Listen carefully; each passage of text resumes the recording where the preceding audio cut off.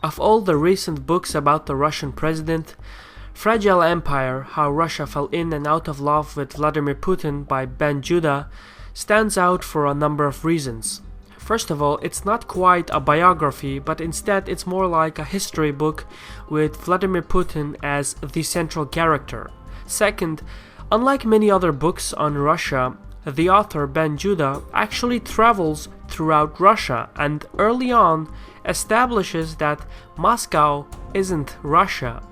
Instead, Moscow is a multicultural metropolis that is completely disconnected from the impoverished small towns and cities where most Russians live. So the book underlines the growing gap in the Russian society. Third, the book has a wealth of meaningful interviews with friends and foes and colleagues of Putin. But there are also interviews with oligarchs, criminals, fascists, crooked politicians, and occasionally a genuine good guy. There are also street interviews with ordinary Russian citizens who share their thoughts on their president and their country. It is these interviews from every corner of the country that formulate a very sharply accurate image of Russia.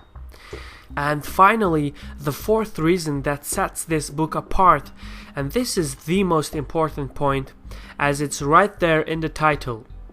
Judah argues that even though Putin has brought economic growth and stability, thus earning him the support of the people, his methods have embedded the government in corruption and fraud, thus losing the support of the people. As a result, many governmental institutions are decaying, which will eventually lead to instability in the long term. Welcome to a review for the bookshelf by me, Shirvan.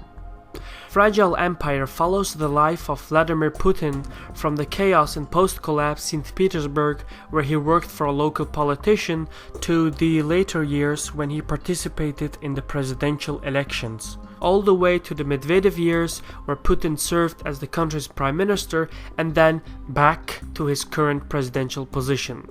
Overall, it's a bit tough to adjust to the speed of the book, but once you read the first 20 to 30 pages, you start getting used to it, and the remainder of the book reads more fluently and naturally. What surprised me the most is that the book is not at all negative about Putin. You see, in the 1990s, the oligarchs that took control of the energy industry and the media enterprises were extremely unpopular with the Russian population. Putin brought down the oligarchy, and then he proceeded to use the energy revenues to raise the real income by over 140%. He turned a bankrupt state into a regional power. The average Russian became wealthier, and this gave rise to a whole new middle class. The capital, Moscow, was substantially rebuilt with skyscrapers. The NATO expansion into Eastern Europe was halted, and for a while Putin resolved the embarrassing situation in Chechnya. It is these actions that made Putin so popular among the majority of the Russian population. But equally important, and this is something the author explains very well, the list of success had a price.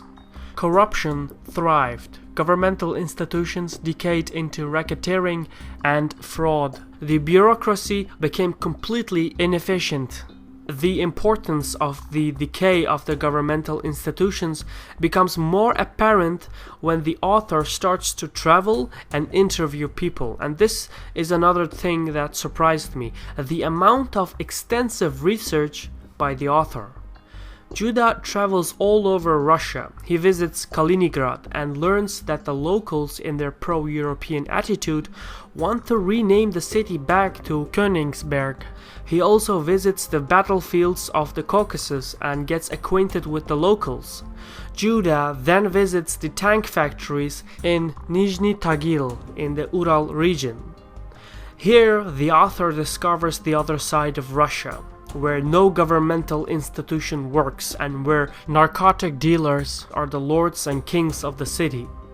As the author travels further and further into Russia, the social differences between the countryside and the capital expand tremendously. At one point in a town called Tufa, the residents explain that they are not part of the Russian Federation, but they are a colony of the Muscovy Empire. The author then travels even further to the town of Birobidzhan in far east of Russia near the Chinese border. Here, Judah meets with the growing number of ethnic Chinese farmers and the extremely discontent Russian youth. In every practical sense, these lands are more part of China than Russia.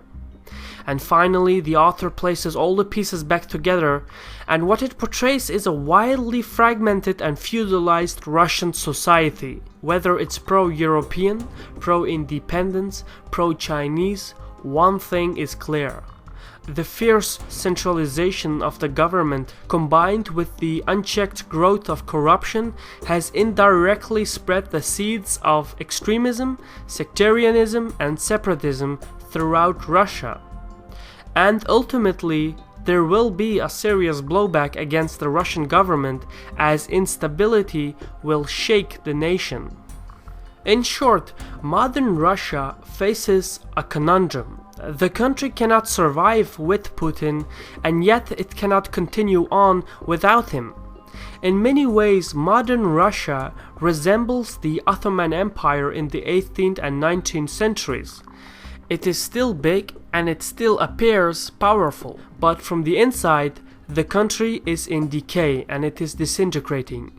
Corruption has infiltrated the deepest levels of government and bureaucracy, and thereby turned Russia into a lawless land of many contradictions.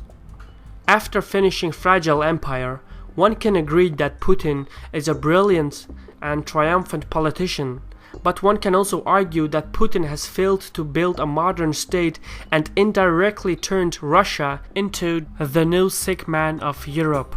If you're looking for a good book on Vladimir Putin, or if you're interested in Russian politics and the Russian society at large, then Fragile Empire is an excellent book to pick up.